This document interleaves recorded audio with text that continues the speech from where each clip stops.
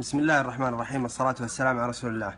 يا اخوان، هذا الجلاكسي الجديد اللي هو نوت 4 اخر ما نزل. سمعنا ان في شريحة داخل البطارية اللي هي شريحة تجسس، وطبعا فكينا البطارية طال عمركم كذا، وفعلا هذه شريحة كاملة مع مدرجاتها. طبعا بعض الناس تقول هذه بطارية او تخزين للبطارية اضافي، غير صحيح.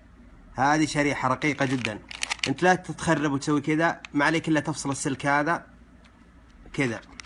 افصل السلك هذا، لما تفصله قطعنا السلك هذا، نشوف هي تشتغل ولا لا. البطارية نجرب هي تشتغل ولا لا مصداقيا لكلامهم. حطينا الجهاز ونشغله من هنا